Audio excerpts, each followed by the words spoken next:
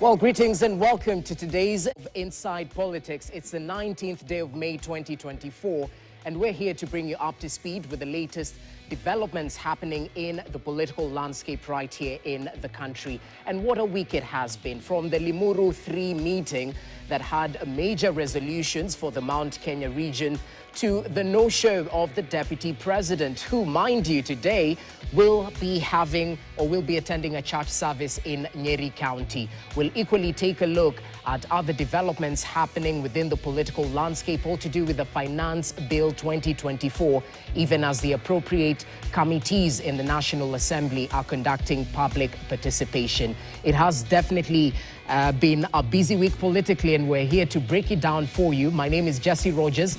Do join us for the rest of the 2 hours as we dissect these political topics and find out what exactly it means for Kenya as a country. I'm not alone. My colleague Emmanuel Toh is joining me from the other side of the studios. Emmanuel Toh, good morning. You know, just on a light note, I thought you had gone missing, just the same way others are pointing towards the Deputy President being away from action. I hope you're well, Toh. I'm very well, Jesse, and I think that also applies to you because you have been AWOL in what they call in military terms, absent without official leave. But here we are, and we're back with a bang for the Inside Politics. And of course, there has been a lot that has been happening, including that very key personality, or that key politician, Deputy President Rigathi Gachagua, who has been missing in action for quite some days, but he's come back today, and we'll be getting into the details of that. But first of all, as you had already put it right, the Limuru III conference had several resolutions that are far-reaching, including the creation or the launch of a new political outfit, or a new coalition known as Haki coalition, that has 33 political parties in it, according to Jeremiah Kioni, who is the Secretary General of the Jubilee Party. And the meeting had a clarion call for the one man, one vote, one shilling debate with the Mount Kenya region, saying that because it is the most popular in the country, it requires to get a bigger or a lion's share of the national cake, and that is the national government CDF money that is supposed to be shared equally across the country. Members of Parliament get at least above 100 million shillings per year for that purpose, but they're saying some constituency like Juja or Ruiru, which has thousands of people, needs to get a bigger share of it. And something else that also featured during that meeting is that retired President Uhuru Kenyatta was named as the leader of the Haki coalition. And I don't know how that will augur with the leadership of the Kenya Kwanza administration, with reports that he has not been receiving some of his perks that were supposed to come through for him as a retired president, including the house allowance, the traveling allowance, and all those allowances that were earmarked for the retired president. And something else that also took center stage was the missing in action Deputy President, that is Rigathi Gachagua. He has missed at least over 5 key events in the past 1 week, including that receiving or reception of the president from Rwanda, or rather when President William Ruto was coming back from Rwanda, Deputy President Rigathi Gachagua was no show at the airport or at the JKIA, and the president was received by the leaders of the majority parties in the House, that is Kimani Ichung'wah and Aaron Cheruiyot of the Senate at the airport. Riggy G was not there. Something else that also, a key event that he also missed, we saw the president of Uganda, Yoweri Museveni, being escorted back to the airport by none other than Baba Raila Amolo Odinga, who was escorting him and just sharing some pleasantry with him. Ideally, we should have been seeing the Deputy President accompanying the President, now that the President of Kenya was not there. And as the principal assistant of the president, he should have been there. Something else that, another key event that he also missed was the tree planting exercise that was, he was earmarked to, of course, oversee, but it didn't happen. And he's going to give us those answers today, and we'll be crossing over to Kieni in Nyeri County to hear from him when he speaks, because he's attending a church service right now. And something else that was key was the Finance Bill 2024, where key proposals were made by government, including the 16% tax on bread. You got it right. And it seems the government is saying a man shall not live by bread alone. And the government is saying that they need to increase that tax And get this, the chairperson of the National Assembly Committee on Finance, Kimani Kuria, said that the National Treasury told them that it is because bread brings diabetes. And I don't know how that will augur with the Kenyans who are suffering to put food on the table. And the tax, the vehicles tax, or rather the vehicle circulation tax or motor vehicle circulation tax of 2.5% was also imposed, and we'll be discussing that in the panel today. And lastly was the one man, one vote, one shilling debate that also has continued to receive a lot of backlash from the leaders from the ASAL or the far-flung counties in the country. I'm talking about Mandera, Isiolo, Garissa, and those counties that have large landmass but few people in it have come guns blazing, opposing what the proposals being made by Rigathi Gachagua and that team, the Haki coalition now. And of course, that proposal was in the BBI. So, are people coming back to their senses and getting that Damascus moment? Those are some of the discussions that I hope we'll be getting to understand in this show, Jesse. All right, Emmanuel Toh, thanks for that update. Of course, it has been a busy week as you've broken it down, and we'll be expecting a lot more in terms of the week ahead from my colleague Emmanuel Toh, who'll be joining us just a little bit later on as we continue with the show. So as it's broken down, we have a lot to talk about when it comes to the Limuru III conference, some of the resolutions that were made during that particular meeting, a lot to do with the one man, one vote, one shilling mantra, and we'll get to dissect it in totality right here on the round table. A little bit later on, we'll take a look at the political reactions all to do with the Finance Bill 2024. I know it's an economic issue, but the politicians, through the members of parliament, will be playing a key role in passing this piece of legislation. So we'll definitely take a look at the political interests around the Finance Bill. Equally, we'll take a look at the Linturi impeachment after effects. Remember, there were murmurs and rumors of bribery within Parliament, and this might have affected the voting in one way or the other. That is definitely speculation. But one thing we know is that the Agriculture Cabinet Secretary is safe, home and dry. Apart from that, we'll take a look at the other developments happening around the political parties we have in the country. So let's get right to it. Allow me to introduce my panelists joining me on the round table today. I'll first start with Maliba Arnold, who's a strategic communication advisor at the UDA party. Maliba, it's great to see you. Thank you. Karibu sana. You're not sporting a yellow tie today. It's uncharacteristic of you. It's a Sunday, so... you've dressed down, yeah? Easy. Everybody here is, except for me and you. Yeah.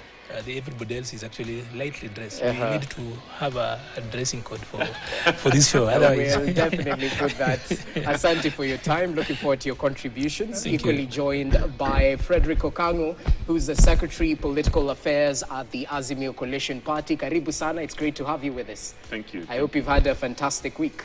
It has been an interesting week, not only fantastic. Yes. But I'm happy that Maliba today is not displaying the screaming yellow tie, but also he has been missing like Rigiji. Maybe he'll tell us where he has been. I haven't seen him in a while. I'm happy for you. Well, it's good. The prodigal son returns. We hear Rigiji will be visible today, so we'll get to talk about that a little bit later on. Equally joined by Fanya Mambo Kinuthia, a lawyer, and is not a new face and name to the round table. Karibu sana, it's great to have you with us. Very good Sunday morning to you. Yes. It's actually Pentecost Sunday.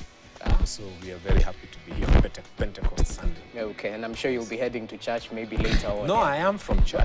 You're from church. Yes. Okay, for God and country. Yes. Exactly. So let's talk about the first issue that is on our itinerary, all to do with the Limuru III conference, which took place on Friday, 17th May, and it has attracted mixed reactions across the political divide.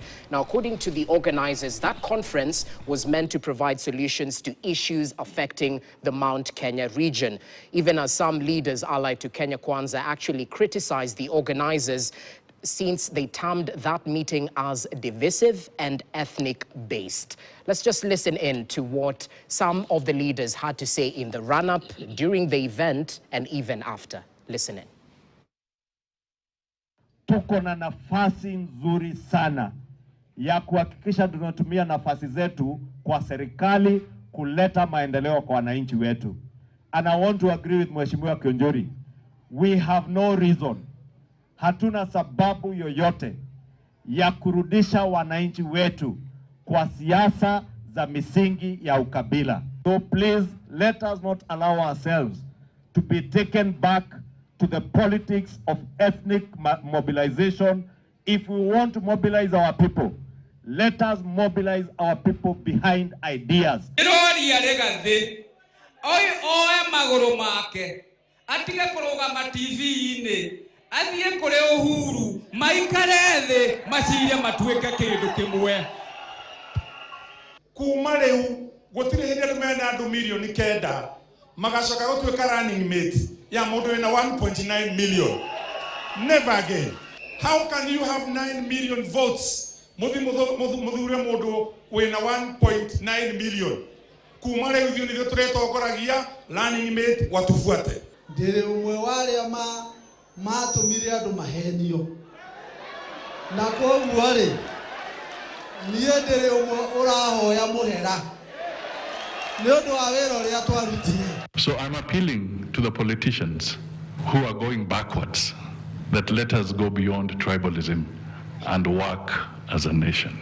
We left those dark days where our politics was determined purely by ethnic configurations. Ati unaita mkutano ya kusema hii mkutano ni ya jamii fulani peke yake. Hiyo ni maneno ambaye tusiruhusu katika taifa letu. Hawa ni watu ambao wanauza chuki, wanauza uzembe na wameishiwa na mawazo, ndio maana wanataka kugawagawa. Mimi nasema I believe in Project Kenya.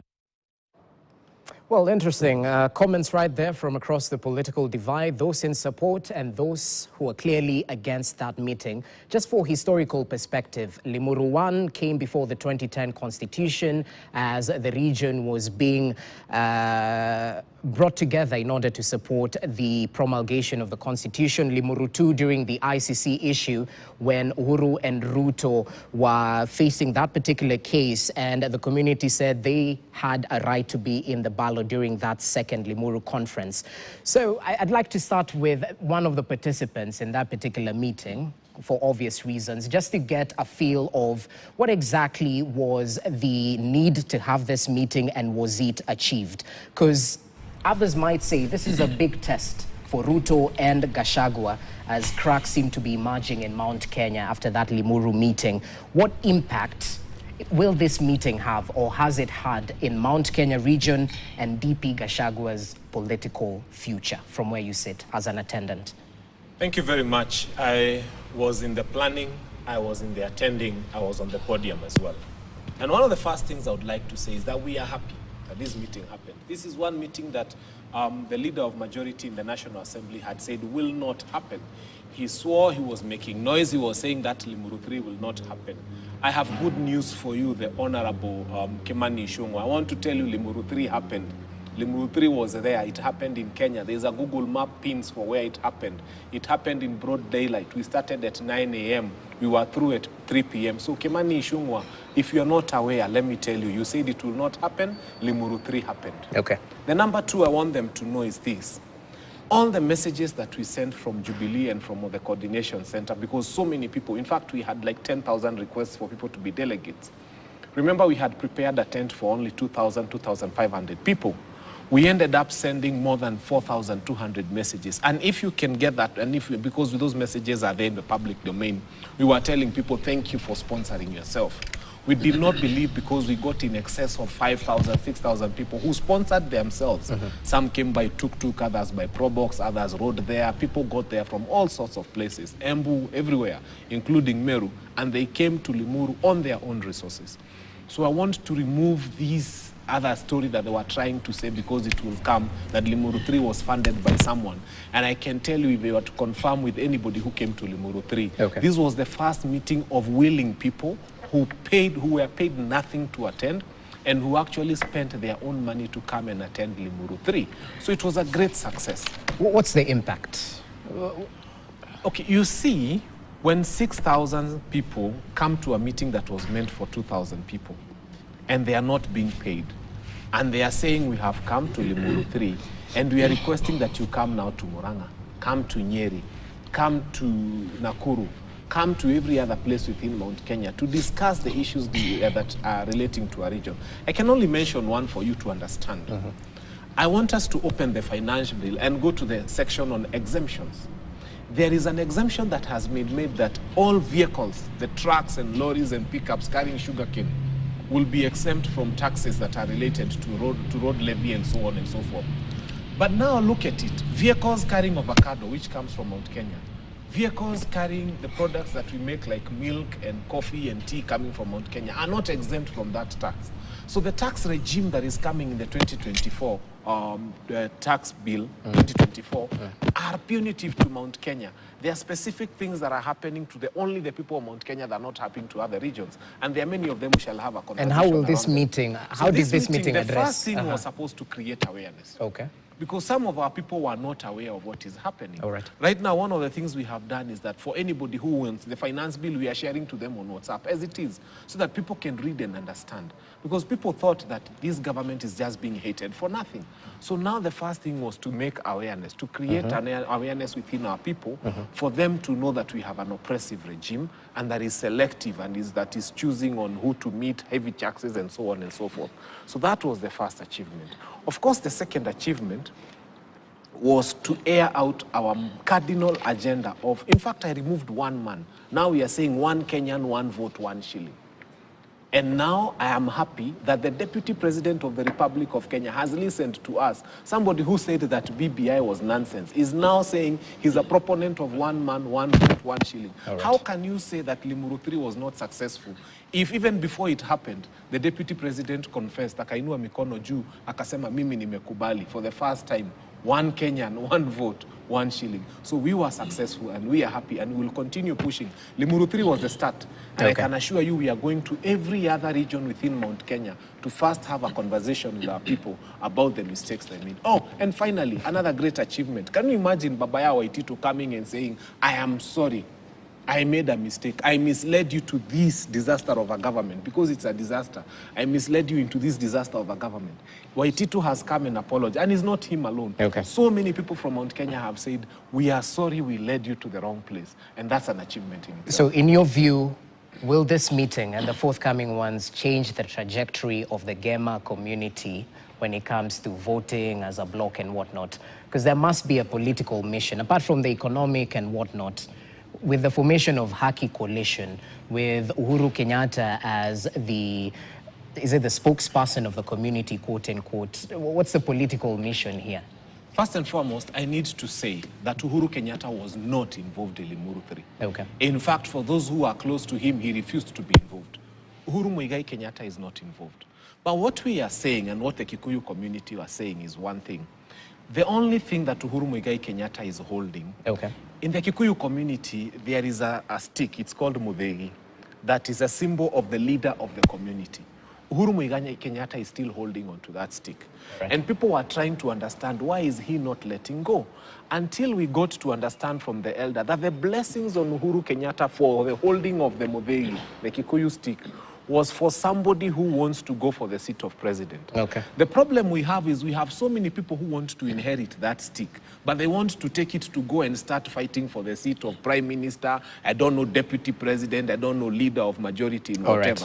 So anybody who wants to take that leadership from Uhuru Muigai Kenyatta must take it with the view that he's going for the presidency. If he's going for any other seat, then he's diluting the blessing on that stick, and we're not going to allow for that dilution. Now, Maliba, a lot has been said, and it's proper to hear from the organizers and participants so we can make informed analysis. Let's start with the ghosts of BBI that seem to be haunting Mount Kenya. He's talked about 1 man, 1 vote, 1 shilling. That seems to be a key central issue around the Mount Kenya plight. And we've heard from Deputy President Gachagua actually supporting this narrative, yet earlier on he was against BBI, I think in totality. So with everything said and done, how do we make sure that equity and fairness is there in the distribution of the national cake, even as we bring in the comments of the Mount Kenya region? First of all, I'd like to begin from a point that the lesser we speak about Limuru III, the better as a nation. There is a little internal issue at community level, actually at a tribe level, and that we shouldn't give it a lot of focus. I know it gets a little bit of gravitas because some big names are mentioned along it, like the former president. We have got a deputy president today. And it's important sometimes, of course, to listen to what they say. But I need to start from this particular point. A story has been told of a commanding officer who went to a barracks, who was posted to a barracks, and found that there was a tradition where two officers would be sent to guard a certain slab. So he then started asking, why do we have 2 officers posted to take care of this particular slab? Is it of strategic importance? Is there any weapon that is actually kept here? What does it really mean? Then everybody didn't know. The officer he had replaced said, I found it going on that way, and the other one, and the other one, and the other one. So eventually they got to the real history. They said that when this slab was being made, there were animals in the barracks. You know, sometimes barracks can actually be very wide. So they would actually come and probably disturb it at that particular point, or rather, it was still wet, so they didn't want the animals to come and spoil the slabbing.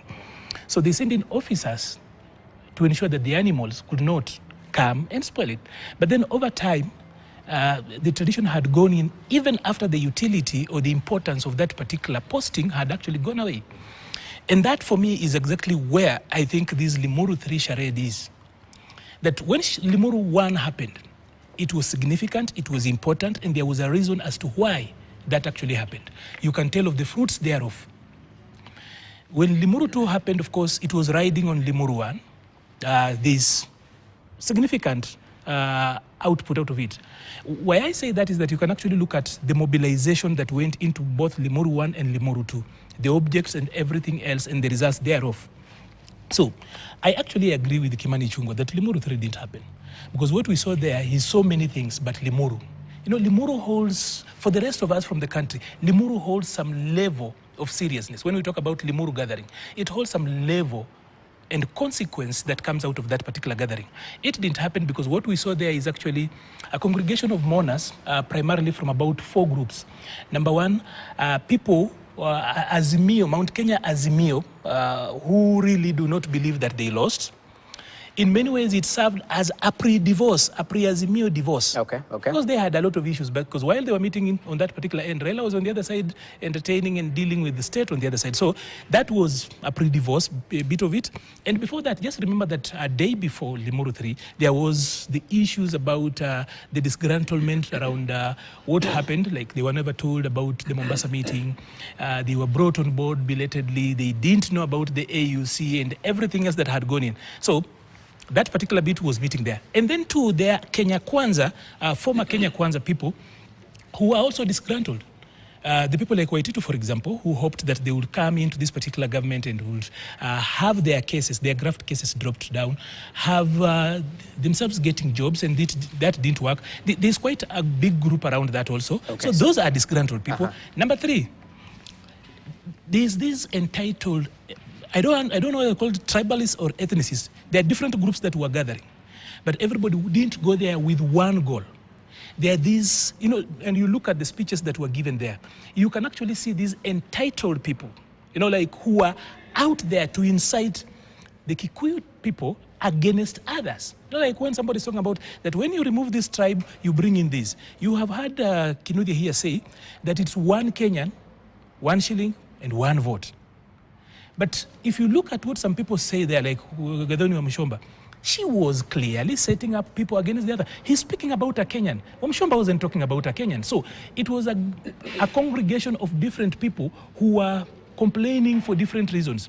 Not that we should begrudge them for meeting. The right to meet, to assemble, and say whatever people want is actually enshrined in the Constitution. But moving on quickly, briefly, it's important to actually put out this. There are a few things here people really want to conflate. You know, like you bring in the issues of a truck carrying sugarcane, and because I come from Western, I will tell you, for us, we do tractors. We don't do the mainstream truck. You can actually see the implements that come in with owning that particular end. It's quite a deep conversation if you were to look into it. But because this is a political platform, a lot of times when we go out there, we really do not care to do details. And that is why when even journalists sometimes ask questions about the cost of bread, somebody spins that and they are not realizing that bread is zero-rated, and therefore what we are doing away with is to ensure that the suppliers do not come to claim the element of the implements they put in. And we'll get to the finance. So we will get to that. Yes, but you see, if you look at Limuru III, it was a confusion of very many things. But it's a good place. The one thing I would really want to encourage such like, let there be Limuru, let there be, lawyers have one. There's Tawe. Not Tawe, there's Buhungu. There is also a Buhungu, Buhungu yes. People can meet wherever they want. Okay. As a nation, that is a very healthy practice. I'll tell you why. So it's of no consequence? No, not really. It's important. Okay. I'll tell you, when we meet as a people and vent, it stops us fighting each other. We vent, and that is how then we eventually jail. So it's good. It was a good venting session. Simple as that. Yeah. Oh, wow. Okay. So, and as you come in, Okango, this leaves Azimio in a precarious situation.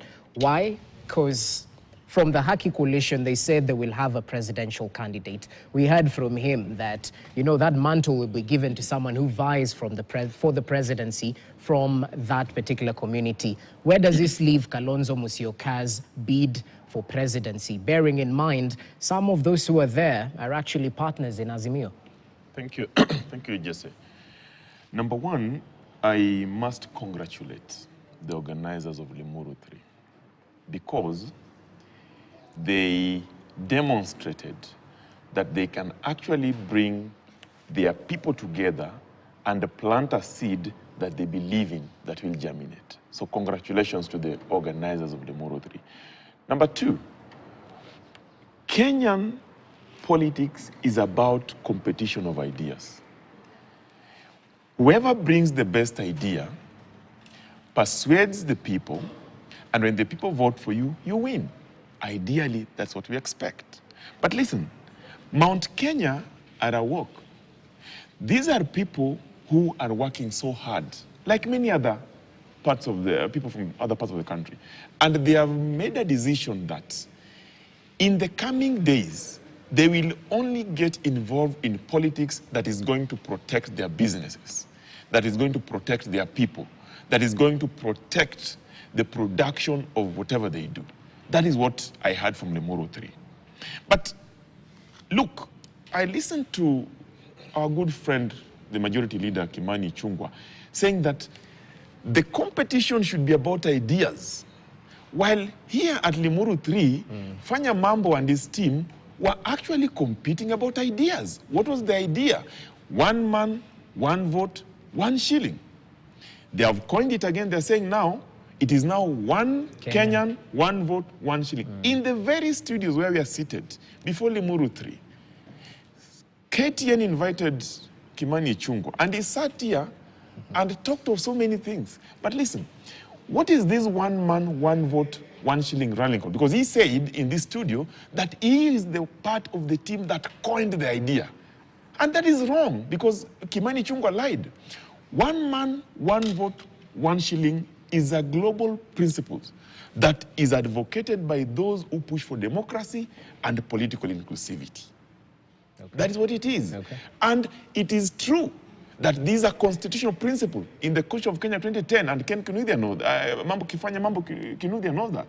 The reason for us going into an election is to comply with what we call the general principles of electoral system that demands of us as a country, not even as Mount Kenya, as a country, that those principles shall comply with the universal suffrage based on aspirations for fairness and equality of vote. And that is how revenue is divided in this country. Now, if I look at all these issues, I strongly believe that the Mount Kenya have decided that they are divorcing from Ruto. And they have made it so clear that they will not support William Ruto for as long as William Ruto is not listening to the cries and demands of the hustlers from Mount Kenya. Now, Martha Karua is in Azimio. Kioni is in Azimio. Deriti Murithi is in Azimio. But that does not stop them from mobilizing their community through ideas that people can compete. We remember we are not yet approaching the election. So this is a preliminary issue that they're dealing with. And everyone who is going to a contest must put their house in order. The same way anyone from Nyanza would put their house in order. But I'm glad that today, Rigathi Gachagua, the deputy president, a man we really respect, and by the way, he is the winner in all these things. Because Rigathi Gachagua, who is the deputy president of William Ruto, came out and said, before Limuru III, he said he supports one man, one vote, one shilling. Because he knows the effects of Limuru III. We might dismiss Limuru III, but as a politician, I will not. Why? Because I have seen the issues that are canvassed at Limuru III. I have seen the type of leadership that is coming from Limuru III. I have seen the people that were converging at Limuru III. They are not just ordinary people. These are people from the grassroots, and they speak for the majority. When the right time comes, I can tell you, Jesse, we might have Kenya 1, Kenya 2, Kenya 3. Because this will be a wildfire. I can tell you also as I finish that the organizers of Limuru III were strategic. They were strategic because they lifted the portrait of Uhuru Muigai Kenyatta and they said, your people betrayed you. When you showed them the direction to follow, to support and vote Raila Odinga, they went and voted Ruto. What is happening to them today is the result of what they voted for. All right. Now, please get out of Ruto and go back to Uhuru Kenyatta, apologize to Uhuru Kenyatta, and ask Uhuru Kenyatta for direction. That, in my view, I don't come from Mount Kenya, but I see it coming. Interesting. So you're looking at the political mystic ball and you've seen that play out. I think so. Okay. So, and in 30 seconds or so, why didn't you go to the topmost government official from Mount Kenya region with these issues that you wanted addressed? Because I think there's a time when Gachagua said, you're welcome, come speak to me, because he's in a position where he can actualize your plight. 1 Kenya, 1 vote, 1 shilling. Why didn't you? My friend, this was a conversation for Mount Kenya residents, not for the Deputy President of the Republic of Kenya. He's a resident He of was Mount an Kenya. invited person. He would have come. It was free invitation. All he needed to say, and you know, we were not sending people money to come. You know, these offices, like now, we've seen the allocations that go to the office of the Deputy President. These people are used to being given money to attend everything. And now, this one was free, and I think he can't miss fuel, and he knows the pin to Limuru III. So it was an open invitation. We would have given him a seat. I mean, you'd have thought that we are exclusionary people, because look at Baba Yao. Baba Yao was a person who fought the ideals that some of us wanted, but we welcomed him. So if the Deputy President had come to Limuru III, we would have given him a chair because he's from Mount Kenya. Allow us to take a short break. It's getting heated. As we come back, we'll shift focus to the economic, political issues, because they're conjoined at the hip. When we talk about the Finance Bill 2024, some of the proposals seem to have acted some of the political gatherings the wrong way. Some from Mount Kenya seem to be complaining about some of the proposals within the Finance Act. So allow us to take a short break. When we come back, we'll take a look at some of the proposals that have caused public outrage and the public participation that is ongoing so far. You're watching Inside Politics. Stay with us.